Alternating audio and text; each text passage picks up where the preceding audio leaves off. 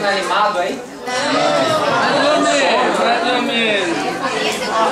Bom, para quem não me conhece, eu sou o Felipe, eu trabalho na Agência Estado, então lá na Agência Estado eu trabalho com recursos humanos, sou consultor responsável pela Agência Estado, sou um dos voluntários aqui do Projeto Educação, então além de voluntário eu também sou a pessoa que acaba organizando tudo, juntando os voluntários, puxando os grupos, como a gente tem várias frentes aqui, várias ações na escola para esse ano, então eu acabo participando um pouquinho de cada ação. Então o projeto da sustentabilidade, da coleta seletiva, que tem os banners, tem o reciclômetro, a coleta que depois é revertida, que o Grêmio acaba revertendo em outras coisas, tem o projeto das palestras, vai ter um projeto também relacionado a RH, com algumas oficinas de RH. Então a gente tem bastante coisa para esse ano para fazer aqui na escola,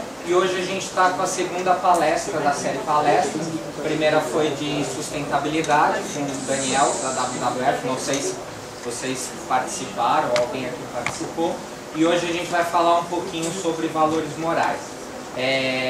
O convidado nosso é o Sérgio Davi. Então ele tem muita experiência em recursos humanos, né? Tanto em gestão e organizacional, na parte de desenvolvimento organizacional, como também coaching, bastante específico, bastante conhecimento no tema de hoje aí sobre valores morais. Então peço que todo mundo participe, preste atenção e depois acho que ele deve interagir também, abrir para vocês, trocar um pouco de ideia aqui, tá bom? Certo. Primeiro, eu gostaria muito de agradecer a Agência Estado pelo convite. É um prazer e um privilégio poder falar aqui para vocês. Oficialmente, bom dia! Bom dia! Por uma sala tão cheia, eu estou achando Deus ser fraco. Eu vou tentar aqui com vocês. Já foi a hora do recreio, não? Vocês comem ou vocês ficam no celular no recreio? Dá tempo de comer. Então tem energia. Bom dia! Bom dia! Vocês aí em cima conseguem me ouvir ou precisam do microfone? Olha, em algum momento... É o microfone da escola, gente! Em algum momento eu vou largar esse negócio, porque se amarrar minhas mãos eu não falo. Tudo bem? Então vamos tentando. Bom, a ideia hoje é falar um pouco sobre valores, ética, moral, trazer um pouco de informação sobre o que é isso, para que isso serve na vida da gente, mas a real utilidade disso e enfim, o quanto isso vai ser importante, vai ser utilizado, vai ser respeitado na vida de vocês, é só vocês que vão decidir. Então espero poder contribuir com as suas reflexões aqui. Então é o seguinte, começando aqui eu queria me apresentar para vocês todos. E queria contar um pouquinho das coisas que eu fiz. Como já foi dito, meu nome é Sérgio. Eu trabalho com desenvolvimento humano já tem 15 anos aproximadamente. E desenvolvimento humano é uma das sub-áreas de recursos humanos. A gente trabalha com treinamento e com diferentes ações para tornar as pessoas melhores naquilo que elas têm para fazer profissionalmente e melhores na vida. Se a gente se desenvolve na vida, a gente consegue se desenvolver em diferentes aspectos. Para isso, para conseguir fazer isso, eu me formei em psicologia, mas fiquem tranquilos, faz uns 3 dias que eu não mordo nem agrido ninguém, tá? Estou tomando meus remédios, tá tudo bem. A gente fala que é psicóloga, a pessoa fala assim, né? Tá tudo bem. Tudo bem? É piada interna. Entendi, ok. O negócio que eu sei respeitar é piada interna. Eu não me meto. Bom, minha formação é psicologia, eu sou... Oi? Deixa eu combinar com vocês. De vez em quando eu vou checar se vocês ainda estão comigo. Então eu vou perguntar assim, vou falar desse jeito pra vocês. Quem estiver me ouvindo, bata uma palma. 2. Todos me ouvem? Sim. Ok, muito bem. Mais piada interna. Tá bom?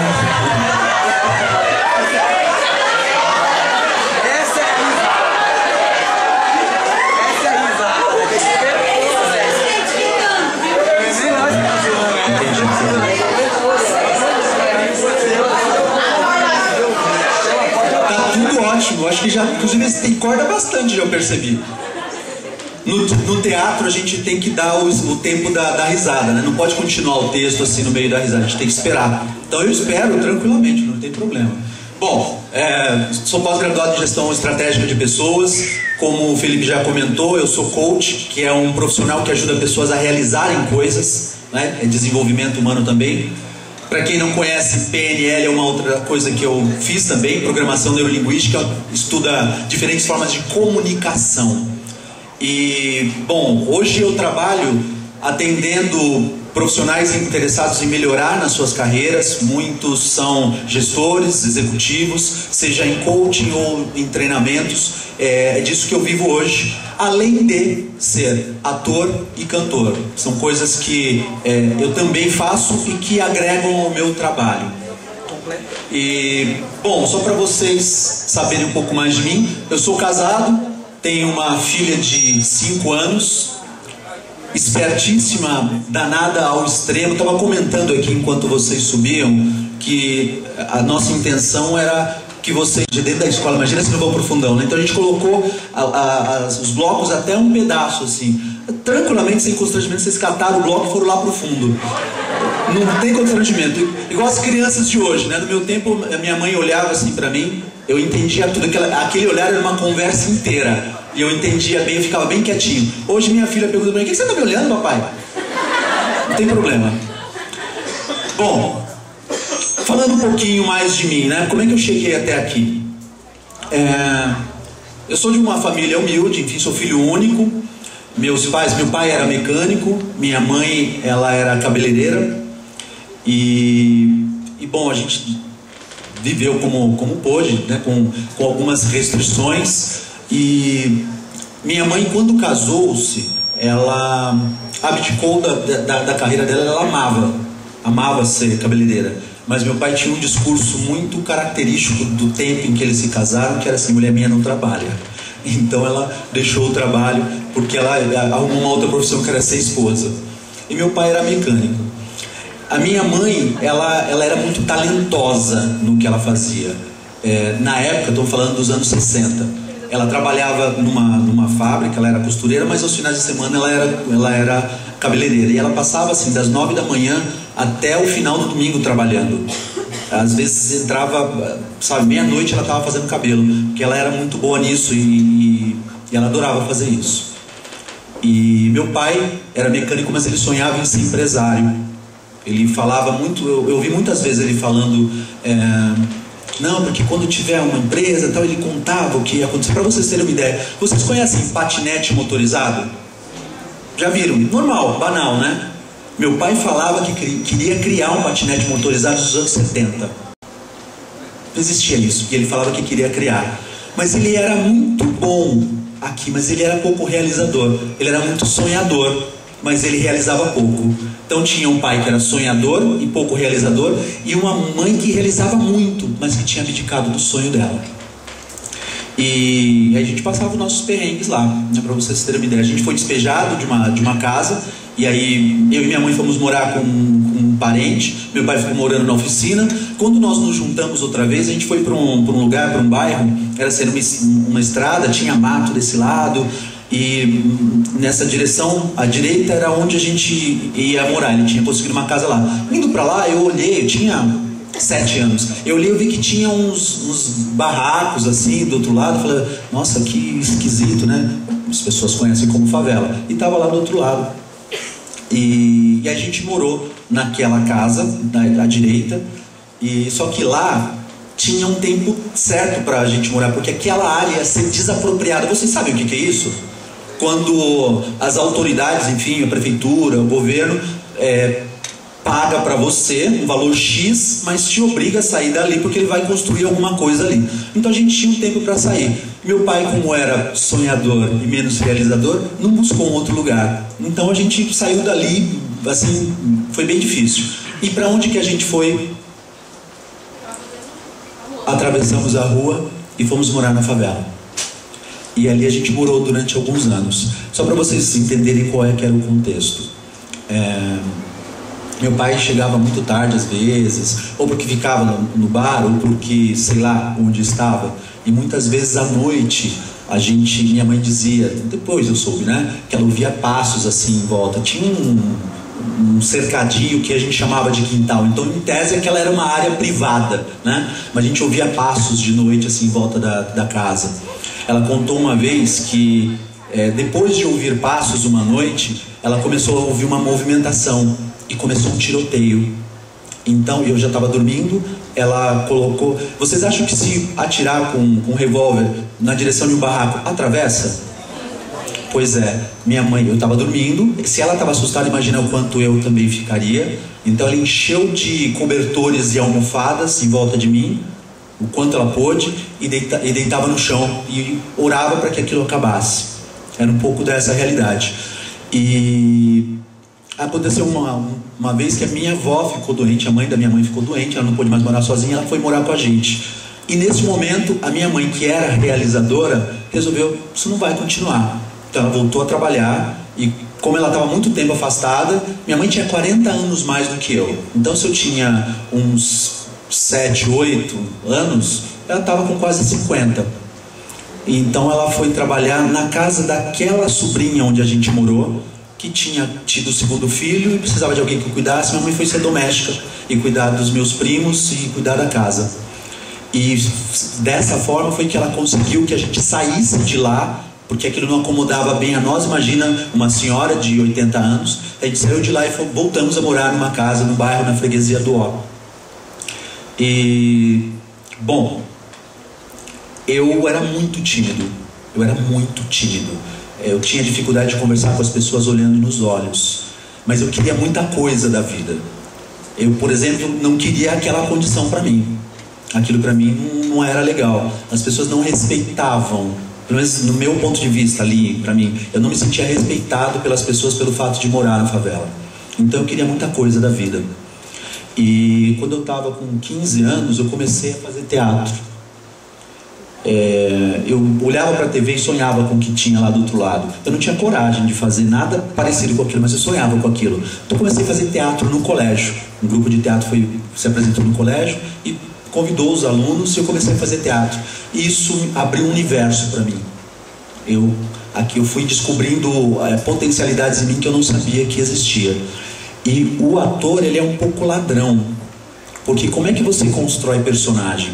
Você observa o comportamento das pessoas, e por observar o comportamento das pessoas foi que eu me interessei por estudar o comportamento das pessoas. E aí eu fui fazer psicologia. Quando eu tive que escolher uma faculdade, eu fui fazer psicologia. E também só fiz porque eu pude ter bolsa de 30%, de 50% e pagava aqui, muito difícil. E quando eu me formei, essa aqui é minha mãe. Quando eu me formei, esse aqui é o dia do baile de formatura. Um dia antes foi a colação. E na colação de grau, sabe o que é colação de grau? Já fizeram isso ou não? É a parte cerimoniosa da formatura, que entrega um canudo, que fala o nome de todos os formandos. A gente fez no dia 1 e no outro dia foi o baile. Eles começaram a tocar uma música que vocês talvez não conheçam por nome, mas é uma música orquestrada, tá? Chama Carmina Burana. Na hora que começou, eu estava lá com aquele chapeuzinho, né, chato aqui, com a beca. Na hora que começou a tocar, que era a nossa entrada, até a hora que a gente joga o canudo, que termina a colação, eu chorava copiosamente. Porque só eu sabia o que tinha sido a trajetória para chegar até ali. E o quanto aquilo para ela era importante. E bom, e como eu tinha iniciado a vida pensando em arte, eu fui tentar diferentes coisas dentro da arte, né? Eu fui modelo, eu desfilava nessa época. Hoje eu não sou nenhum lançamento, mas naquela época eu acho que eu dava um caldo. Então nessa época eu desfilava, cheguei a fazer comerciais, mas buscando o meu espaço, né? E eu fui desenvolvendo algumas habilidades. Isso daqui é um show que eu fiz, e como eu falei, eu sou cantor. Então eu fui me experimentando em diferentes coisas. E hoje eu além do que eu faço, que me sustenta, eu também trabalho com teatro musical. Tem um negócio chamado Oficina dos Menestréis, e lá eu canto e interpreto. Eu consegui juntar essas coisas. Eu estou no caminho daquilo que para mim era um sonho. E sempre é possível a gente realizar sonhos. Só que a gente precisa olhar qual é o nosso contexto para entender o que a gente precisa fazer, quais são as concessões que a gente precisa fazer. Esse aqui sou eu. Então a primeira pergunta que eu quero fazer, eu não espero agora que você me responda. Eu vou fazer algumas perguntas que eu vou querer ouvir vocês, e algumas outras perguntas que eu vou fazer só para vocês refletirem. Essa é daquelas perguntas só para você refletir. Como eu tenho essa busca no meio da psicologia, talvez, e das coisas que eu fui buscando em desenvolvimento, eu sei bem quem eu sou. Eu aprendi quem eu sou. Agora a minha pergunta para você é: quem é você? Você conseguiria resumir em uma ou duas frases quem é você? Você tem essa clareza de quem é você? Quais são os seus potenciais? Quais são suas fraquezas? Qual é o espaço que você está ocupando no mundo? Porque todo mundo vem para cá com alguma missão. Não estou falando de nada religioso, não. O que é a missão das pessoas? É aquilo que elas fazem de mais talentoso. Aquilo que a gente tem de melhor é o que a gente coloca no mundo. E eu sei descobrir qual é a minha missão. E ela está muito relacionada a ajudar pessoas a se desenvolverem, a tocar as pessoas. Isso eu faço por meio de treinamento, de coaching, da música, do teatro. Eu tenho essa clareza. Você sabe quem é você? E você sabe aonde você quer chegar? Eu vou tentar um pouquinho sem o microfone, e aí se vocês me dão feedback, tá? Das mãos, eu não consigo falar assim, com um bolso ou com as duas ocupadas. Vocês estão me ouvindo? Sim. Está possível? Ufa, que alegria. Muito bem, deixa eu tirar do meu caminho, porque uma das minhas fraquezas é que eu sou desastrado, então isso tem que ficar ali longe de mim. Muito bem. É bom e é importante, é fundamental que você saiba quem você é. Para você isso é muito importante. A gente só sabe do que a gente é capaz quando a gente sabe quem a gente é. Mas, na verdade, independente de quem você seja, você pode chegar aonde você quiser. Não importa quem você é e de onde você veio. Você pode chegar aonde você quiser. Você precisa reunir esforços para isso. Mas você pode chegar aonde você quiser. Não sei se vocês têm essa clareza. Porque muitas vezes, porque a gente é tímido, ou porque está numa posição tão distante de onde deseja chegar, desejaria estar, não fala, não, esse lugar não é para mim. Você pode chegar onde você quer chegar, desde que trace e trilhe os caminhos mais adequados para você.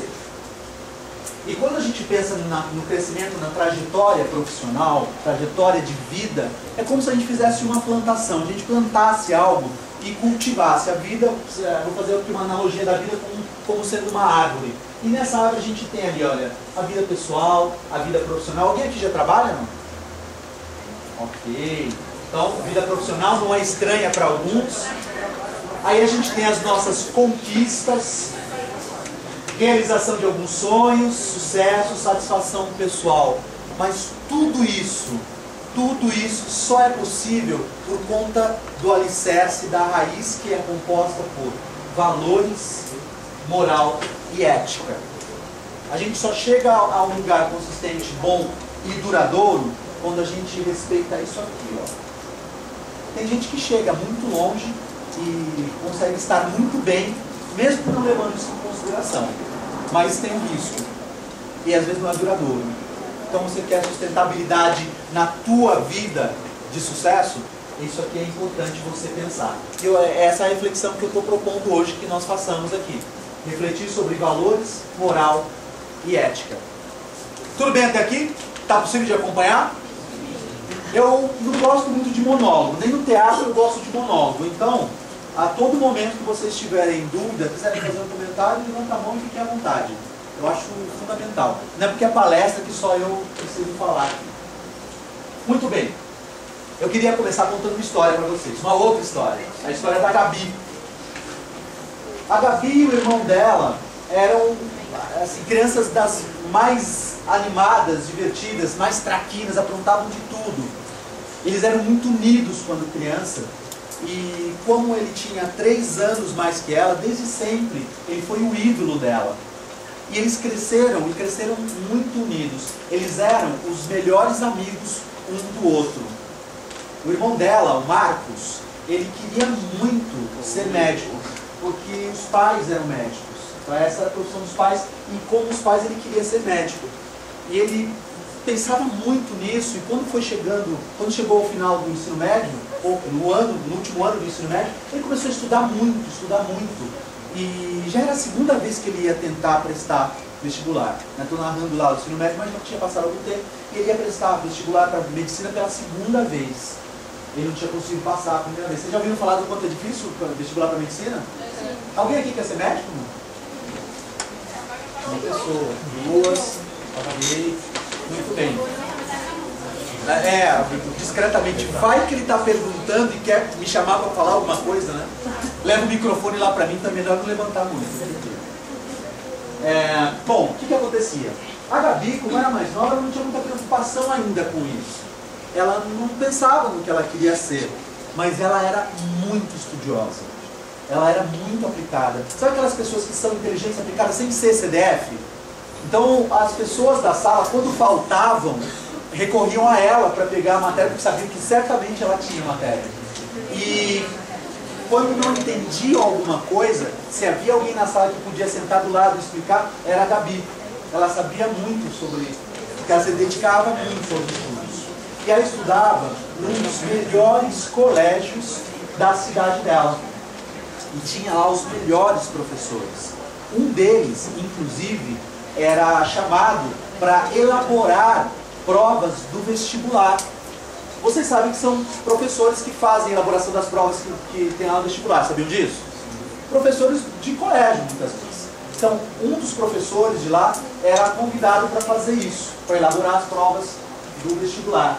E esse professor, que era o professor da Gabi, ele particularmente gostava muito dela. Aí, voltando lá no Marcos, a Gabi percebeu que ele estava muito ansioso. Estava chegando no final do ano, ele estava muito ansioso. Ela começou a ficar preocupada com ele, porque ele estava muito tenso em função da possibilidade de talvez não passar novamente. Ela achou que ele estava muito ansioso e ela via que ele estava irritado. E ela tinha muito medo. Ela sabia que ele seria um excelente médico, pelo quanto ele gostava. Desde criança eles iam no consultório dos pais. Ela sabia que ele seria um excelente médico se passasse no vestibular e quando começasse essa carreira. Mas ela tinha muito medo que esse nervosismo dele impedisse que mais uma vez ele passasse no vestibular. E ela tinha muito medo da frustração que ele fosse sentir, que ele iria sentir, se ele não passasse outra vez. Porque de novo é só lá outro ano, né? Porque as melhores faculdades na região tinham vestibular uma vez por ano. E só que dessa vez, o Marcos ele tinha uma estratégia. E aí ele chegou em casa um dia e chamou a Gabi para conversar lá no quarto. Eles sempre foram confidentes um do outro. E aí ele chamou ela para conversar. Nessa conversa, ele comentou que ele tinha descoberto uma estratégia para conseguir saber o gabarito do vestibular, das provas do vestibular. Tinha conseguido um esquema de alguém que conseguiria pegar com aquele professor da Gabi, conseguir com ele, sem a autorização dele, naturalmente, o gabarito dessa prova. Então ele estava compartilhando com ela a alegria que ele estava sentindo por saber que agora era quase certo que ele seria médico. A Gabi, por sua vez, ela saiu muito preocupada com aquela conversa, ela saiu confusa. Porque, olha, ela queria muito a felicidade do irmão. Ela sabia que ele seria um excelente médico, ela queria muito a felicidade dele. Por outro lado, ele não pediu para ela participar de nada, não, ele só compartilhou com ela a alegria dele, só que agora ela tinha uma informação. E ela não sabia o que fazer com essa informação. Porque ela era uma aluna destacada, como muito estudiosa, e o professor gostava muito dela. E ela ia continuar se relacionando com aquele professor dentro todo dia, sabendo que o irmão dela ia burlar o vestibular e pegar as provas dele. Isso poderia, inclusive, prejudicar o professor. Porque, bom, sabe que é ele que elabora, como é que chegou nas mãos das pessoas? E aí ela ficou, o que eu faço com isso agora? E ela sabia também que os pais, que queriam muito que o Marcos fosse médico, nunca aprovariam esse procedimento. Sempre disseram para eles sempre fazerem aquilo que é o correto. E ela estava com essa dúvida. Diante disso, eu gostaria agora de ouvir vocês O que vocês acham da atitude do Marcos? Queria ouvir um pouco de vocês. Pensa nessa ansiedade dele, no sonho dele. Queria que vocês me dissessem. O que vocês acham? Não tem certo nem errado, gente. Queria só ouvir vocês. Um de cada vez, assim, muita gente eu não consigo ouvir. Cadê quem está falando? Quem está falando aqui? Ok, escuta. Diga. Na verdade, ele passou o ano inteiro estudando. Ele passou, já era o segundo ano que ele passava inteiro estudando. Ele já não tinha passado antes do vestibular. Isso ele fez. Mas nem por isso deu conta da ansiedade dele. Nem por isso deu conta. O que mais? Eu acho que tá errado, porque se você passar um cargo desse tamanho de medicina, tem que ser capaz. Ele tem que, se ele não for capaz de passar no Enem, ele vai ser capaz de passar nas provas da faculdade de medicina própria, entendeu? Então, como que ele vai ser um profissional desse jeito? Veja que não era nem o Enem, já era o vestibular. Então ele já, pra ele, na concepção ele estava certo que ele ia passar. Então tá errado. Entendi. Mas sabe que ele, por gostar muito de medicina, talvez até ele se tornasse um bom médico, viu? Mas acho que a parte do começo. Entendi. Fazer o certo dele. Entendi. Mais alguma coisa? Pode falar? Claro que pode. Ele já estava começando errado, foi com ele mesmo. Já começou errado. E o que viu? Entendi. Diga.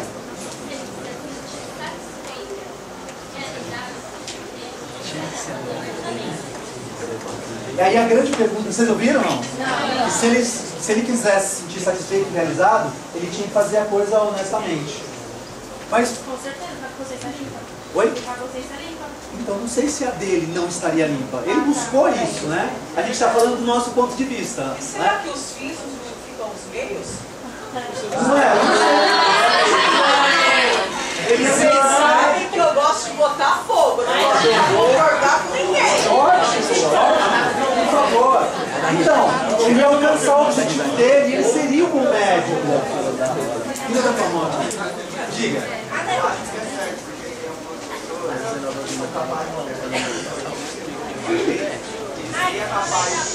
Estão ouvindo? Por causa que é um sonho dele. Então, por exemplo, se fosse para realizar o meu sonho e eu não tivesse condição de fazer um curso, alguma coisa, se tivesse um caminho mais fácil, com certeza. Não, é uma opinião. A ideia é isso. Quero ouvir realmente essa opinião. Vamos ver. Quem Mas mais? está errado do ponto de vista de quem? Do ponto de vista de quem está errado? Já quem está errado? Dele que está por Porque é muito fácil falar é certo ou errado. Certo ou errado para quem? Pensem nisso. Sabe que nós, seres humanos, quem estiver me ouvindo, bate uma palma. Duas. Todos me ouvem? Sim. Sabe que do ponto de vista do ser humano, ele é autorreferente. Já ouviram isso? Não? A gente enxerga o mundo a partir da nossa referência. Eu não participo dos pensamentos do outro, então eu não sei como é que ele pensa. Ó, vou usar um pouquinho o microfone, ó. Eu não sei como é que o outro pensa. Então eu sei que se eu passasse por uma situação dessa, eu acharia errado. Então, para ele se sentir bem, ele não tem que fazer desse jeito. Não. Eu não me sentiria bem se eu fizesse desse jeito, porque eu só posso pensar segundo o meu referencial. A referência sou eu, mas cada um é um ser humano único e tem suas próprias referências. Aí fica a pergunta, é do ponto de vista de quem? Do meu talvez seja certo, ou não, do outro pode ser errado, mas tem uma pessoa que acha lindo, não sei, cada um com sua referência. Tem mais alguém? Diga.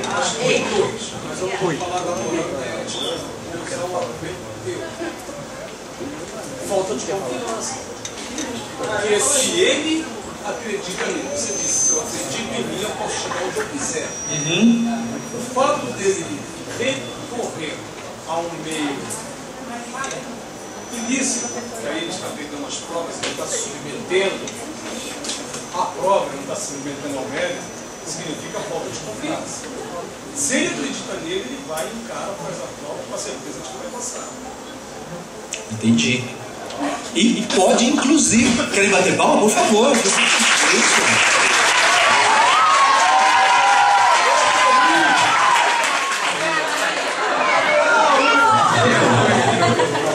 Não se reprimam. Aqui pode. Diga. Então, do nosso ponto de vista, ele não ser realizado. Por exemplo, assim, ele até poderia ser realizado depois de um da mínima porque ele fez. Porque provavelmente muita pessoa passa de prova dessa forma. Só que, como você falou, a probabilidade de tudo dar errado, de alguma hora descobrirem, ele até mesmo perdeu o próprio CRM? Porque tem falta de ética. O que aconteceria? Ele poderia estar desmoralizado, tudo bem, porque assim, teria o risco de tudo acabar uma hora, entendeu? Então, ele corre risco. Entendi. Bom, se ele cursar, aí meu papel aqui também é de advogado do diabo. Já ouviram isso? Não. Você falar uma coisa, eu vou dizer o contrário. Se falar outra, eu vou dizer o contrário. Só para você pensar. Não estou nem me posicionando, é só para você pensar. Se ele cursar a faculdade de medicina, estudar, passar nas provas, aprender, dificilmente vão tirar o CRM dele, quando ele o tiver. Vamos pensar lá atrás, bom, mas foi assim que você passou no vestibular? Mas se ele estudar e cursar a faculdade, ele vai ter o CRM dele. Então, elementos para a gente pensar. Quem levantou a mão? Diga.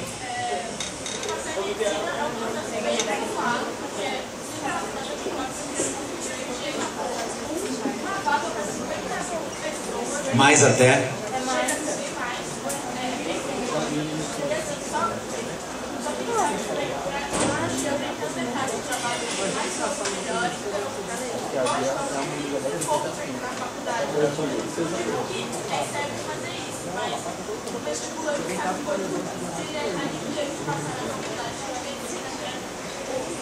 Entendi. Agora, gente, veja só, queria que vocês me ajudassem também aqui, ó. O que vocês acham que a Gabi deve fazer? Aconselhar. Aconselhar e estudar mais. O que mais? Não estou ouvindo. Estou ouvindo todo mundo e não estou ouvindo ninguém.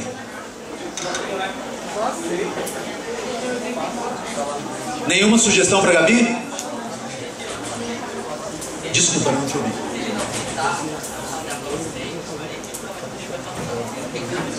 Na verdade ele tentou, é o segundo ano. É o segundo ano que ele está fazendo. Ele criou essa estratégia com base na experiência ruim de não ter passado estudando sozinho. Esse é um elemento. Mas e a Gabi? Pode? Eu acho assim, na minha opinião, como ele já não foi fazer, ela vai fazer ele estudar mais, estudar de e ter confiança nele mesmo. Entendi. É uma alternativa boa. Como? Desculpe. Se ela é capaz de ajudar todo mundo na sala dela, o cara não é capaz também de ajudar ele a ter autoconfiança mesmo. É uma alternativa. É uma possibilidade.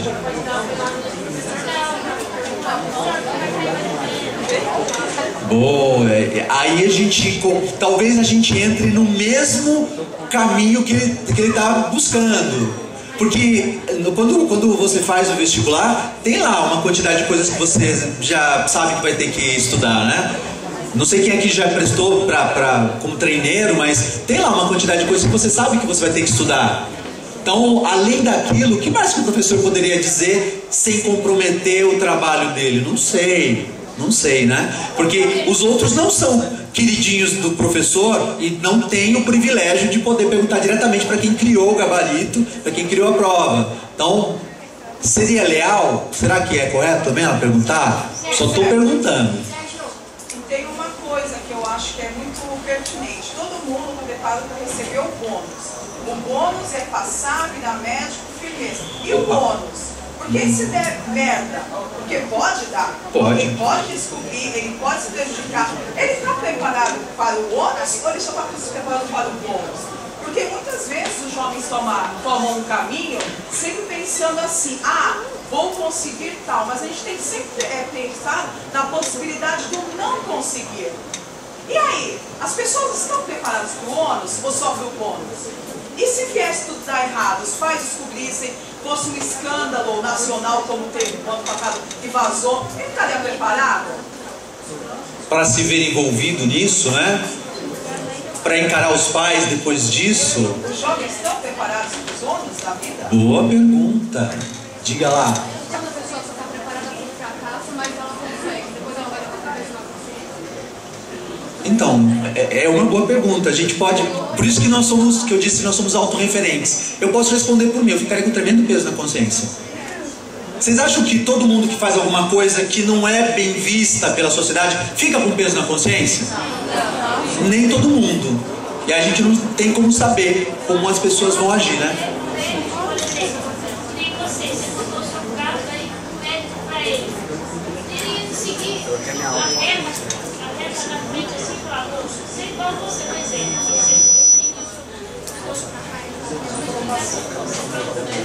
Eu acho que a irmã dele, a Gabriela, desde pequeno, criar um pé a gente nasce cada um se sente.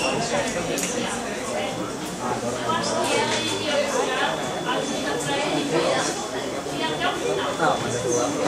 Entendi. Entendi.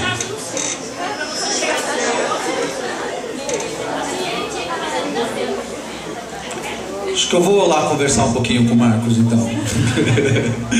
Gente, ok. Obrigado pela ajuda de vocês. Isso não tem uma resposta. Não tem agora vamos ver a resposta correta. Não. A gente está falando... Nós estamos falando sobre como nós somos regidos pela nossa consciência. Então, o que é certo para um pode não ser para outro. O que é certo numa sociedade pode não ser em outra. E é isso que a gente precisa avaliar. Se o lugar em que a gente quer construir a nossa carreira de sucesso aceita os caminhos que eu trilho para alcançar esse sucesso. É isso que eu preciso levar em consideração. É minha consciência na relação com o lugar em que eu estou inserido. Vamos pensar um pouco mais sobre isso. Falando aqui sobre valores, moral e ética. Pensar em valores, do que a gente está falando aqui, né? É um conjunto de características de uma determinada pessoa que determinam a forma como ela vai se comportar e interagir com os outros e com o meio. E tem muito a ver com princípios, ensinamentos recebidos pelos pais ou por quem quer que seja que nos ame e que tenha nos orientado na vida. Valores estão... Por isso que eu falei que está muito relacionado ao alicerce, à raiz. Porque a gente começa a receber noções, quaisquer que sejam, de valores, lá em casa, quando a gente está com 1, 2, 3 anos. E aí, valores, você entenda como você quiser. Por exemplo, se você cresce numa família de traficantes, pode acontecer, não é? A pessoa cresce numa família de traficantes. Eles têm um conjunto de valores deles, que dentro do meio em que eles estão inseridos, são cultuados. Ali está tudo bem. De repente, para a sociedade, aqueles valores não servem, mas são valores. Então, por isso que eu não falo aqui de conjunto de características certas ou erradas. Valores são aquelas coisas que a gente aprende desde que nasce, que a gente vai ouvindo em casa. Faça dessa maneira, nunca faça daquela, respeite esse grupo, não faça dessa maneira, enfim. Isso são valores. E eu queria mostrar aqui um exemplo para vocês, um vídeo que fala um pouquinho sobre isso, tá?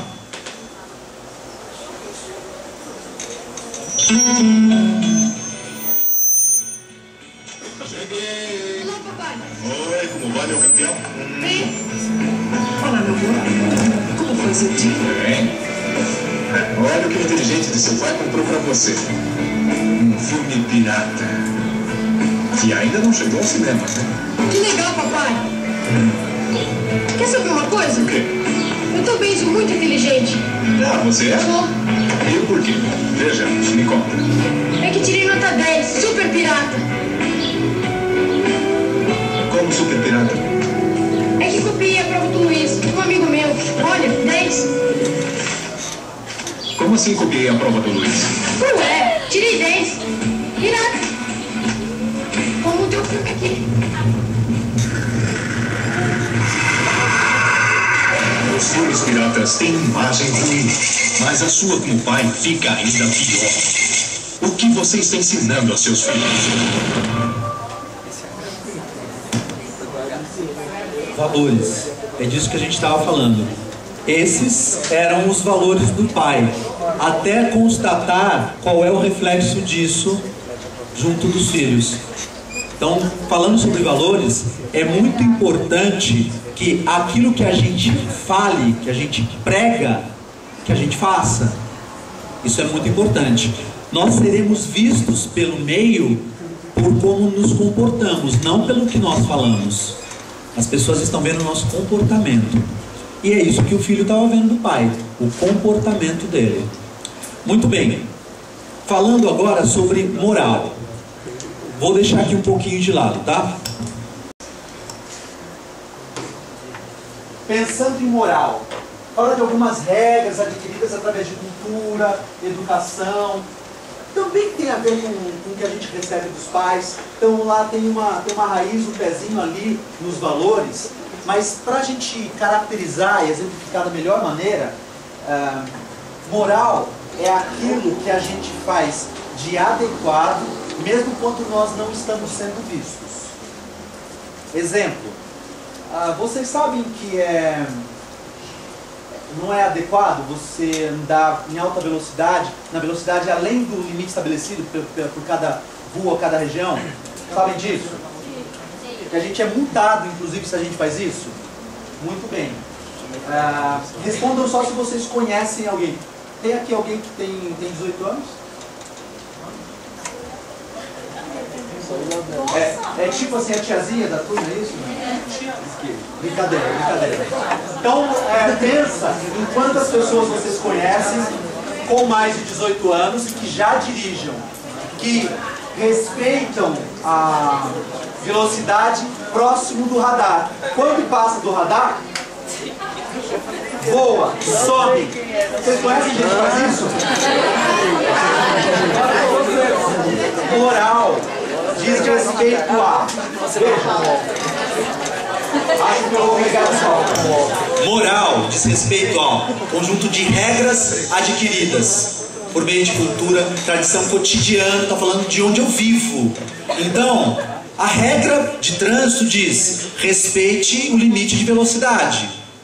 E essa informação, do ponto de vista da moral, precisa bastar para que eu ande na velocidade mesmo quando eu não sou fiscalizado. Isso é moral. É o que eu faço de adequado porque eu sei que é o certo. Para a gente traduzir moral, ou fazer uma analogia possível, é aquilo que a minha consciência manda fazer. É aquilo que, conhecendo as regras, eu faço e posso deitar a cabeça no travesseiro e ficar tranquilo que eu fiz a coisa certa, segundo meus princípios e o meio em que eu estou inserido. Moral diz respeito ao indivíduo. Aquilo que eu faço comigo. Deixa eu mostrar aqui um exemplo. A surpreendente história do catador de papel começa na zona leste de São Paulo. Regeniel e a mulher dormiam aqui embaixo deste viaduto quando no meio da madrugada da última segunda-feira ouviram um alarme. O casal resolveu levantar e seguir o som. Quando chegaram na avenida, encontraram no canteiro um saco plástico que mudou a vida deles. No saco plástico estava o dinheiro e algumas notas fiscais, que permitiram identificar o restaurante de onde a quantia tinha sido roubada. Tudo foi entregue pelo casal à polícia. De fato, é impressionante. É uma coisa assim que eu acho que a gente seria que hipócrita falar que é assim normal, né? Regeniel ganhou um emprego no restaurante e, se depender da opinião do patrão, ele vai longe. Eu acho que ele tem um potencial muito grande de comunicação, fala bem, sabe abordar o pessoal, sabe brincar. Então, de repente, né, até virar um sushi man, um atendente aqui, virar até um metro, sei lá, né, tomar condição, dá pra trabalhar lá. Regeniel de Jesus Silva Santos, morador de rua, vive em São Paulo, capital. A mãe dele mora em Arari, no Maranhão, uma distância de 3.000 quilômetros. Um reencontro quase impossível que se tornou realidade da forma mais inesperada. Por 16 anos, Regeniel sonhou reencontrar a família. Mas para isso era preciso dinheiro, muito dinheiro. Eu tenho aquele pensamento. Poxa, já imaginou se um dia eu achasse uma lote de dinheiro e não tivesse ninguém por perto? ou um carro forte tombasse aí, aqueles malotes caíssem por ali, ninguém não visse, pra me pegar. E quando isso aconteceu, o catador de papel agiu diferente e comoveu o Brasil. Pensava, na hora que eu preparei ali na frente com todo aquele dinheiro, não quis. Não é meu, eu não quero. É meu, então estou provando. Regeliel devolveu os 20 mil reais que encontrou na rua. O dinheiro havia sido roubado desse restaurante e deixado para trás pelos ladrões. Eu te adiantar os ficar com esse dinheiro. Eu bem que os outros não iam ficar sabendo. E Deus? Regeliel se lembrou da educação que recebeu em casa. Ela sempre chegava e falava pra mim, nunca pegar no que é dos outros sem a permissão da pessoa. Você nunca esqueceu essa lição? Não esqueci. Faz sentido para vocês? Quando ele fala, ninguém vai ficar sabendo, mas de Deus. Na verdade, de alguma maneira, ele está falando é minha consciência. Porque Deus não vem pessoa aqui, se materializa e vem falar, mas tem uma voz que fica aqui falando o tempo inteiro e me lembrando que eu fiz alguma coisa que foge completamente dos meus valores. Então, aquela atitude não contempla, não respeita os valores e atenta contra a moral. Faz sentido? Está possível de acompanhar? Sim. Moral é o que você faz quando você está em silêncio, quietinho. Aí a gente tem ética. Se moral diz respeito ao indivíduo, ética diz respeito à sociedade, a como eu me porto com a sociedade. Pegar o metrô, por exemplo, e sentar no lugar do idoso e fingir que está dormindo quando ele passa, porque assim, se eu não vejo, eu não sofro. E se eu estiver dormindo, ninguém pode me culpar. Né? Mas eu estou desrespeitando o lugar ali. Furar fila, por exemplo, querer levar vantagem sobre outras pessoas. Ética, se a gente puder fazer uma analogia bem esdrúxula assim, bem torta, tá? Pensa na moral, só que a moral não fere, enquanto a moral fere só a minha consciência, que, já que ninguém vai saber, a ética fere o outro, porque afeta o outro, afeta a sociedade. E ética leva em consideração o local em que eu estou inserido.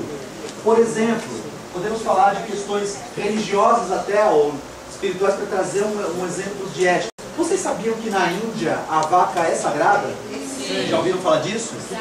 Muito bem. Aqui, o que acontece com a vaca? Isso. Eu não vejo vaca todo dia, eu só vejo ela no meu prato, não é assim? Pois é. Eu estava buscando informação, até por conta dessa palestra, eu vi uma reportagem que falava de um homem que foi amarrado a um poste, a um mastro, porque ele estava vendendo vaca, trocando por alguma outra coisa lá, e uns fundamentalistas, que são aqueles mais religiosos, mais incisivos, foram lá e prenderam o cara, estavam torturando o cara. Então, com ética diz respeito a, eu preciso entender como é que esse lugar aqui funciona, como é que ele se organiza. E tudo aquilo que eu faço que vai contra essa organização desse lugar aqui, pode ser compreendido como falta de ética. Porque fere o espaço do outro, porque incomoda o outro. Tem um exemplo de um filósofo que estava justamente fazendo a diferença entre ética e moral. E ele falava assim, eu fui num supermercado, você foi no supermercado e nesse supermercado, depois da balada, entrei depois da balada, supermercado 24 horas, fui depois da balada. Geralmente depois da balada a gente percebe que gastou muito mais do que podia gastar, mas estava com uma tremenda de uma larica, uma fome doida, entrou no mercado 24 horas e percebeu que tinha ali um tijolo de goiabada. Era doce para ele, era muito bom depois da balada, né? E aí ele percebeu que não tinha dinheiro. E percebeu que naquele canto onde ficava a goiabada, não tinha nenhuma câmera. Aí ele pensou, levo, não levo, goiabada não sei. Foi até um outro canto, pensou para levar uma outra coisa, e ali ele percebeu que tinha uma câmera. Nesse momento ele não teve dúvida, ele deixou as coisas lá. Então, moral é o que ele fez ou deixou de fazer enquanto não estava sendo visto. Ele deixou a goiabada lá, ele não levou a goiabada, mesmo tendo oportunidade. Já aqui, com o outro produto, ele só não levou porque ele estava sendo observado. Aí não é mais a moral, aí entra a lei. Moral é o que eu faço porque eu decido sozinho. E ética é o que fere o direito do outro, é um bem adquirido. Aquele estabelecimento está vendendo aquele produto. Então, além de ser contra a lei, fere a ética. Porque neste lugar, nesta sociedade, não se pode chegar, pegar as coisas de alguém e ir embora. Esse mesmo filósofo deu o exemplo de uma viagem que ele fez para a Suécia. E lá, muito interessante, ele estava andando de madrugada, quando de repente ele se deparou com uma banquetinha, com uma pilha de jornais. Jornais desses que são vendidos, não era jornal gratuito. Aí, estava indo pro hotel, aí ele parou um pouco. Ele parou um pouco ali e ficou esperando o jornaleiro aparecer. Estranho o jornaleiro de madrugada, assim, no lugar em que ele estava. Ele ficou esperando, e o jornaleiro não apareceu. Foi então que ele entendeu que lá era esperado que ele pegasse, porque ele viu uma outra banquetinha com dinheiro dentro. Então lá é assim, eles pegam um jornal, colocam o dinheiro relacionado ao valor do jornal e vão embora. Aí ele parou e pensou assim, eu levo, não levo, fiquei olhando, né? Mas veio a compreensão. Eu estou num país que me privilegia, que me dá condição, que me respeita a ponto de acreditar que eu vou fazer a coisa certa. Não seria adequado eu fazer uma pataquada dessa aqui nesse outro país. Então ele pegou lá o jornal, colocou o dinheiro lá, pegou o troco dele, o lugar não tinha troco suficiente, ele ficou devendo para ele, e ele foi embora com o jornal dele. Isso é moral, é a atitude dele, mas aquela atitude feriria a ética, porque lesaria uma outra pessoa, ia causar um mal para alguém, um mal para aquela sociedade. Faz sentido para vocês? Então, é como você age na presença dos outros, com os outros. Vou dar um exemplo aqui para vocês.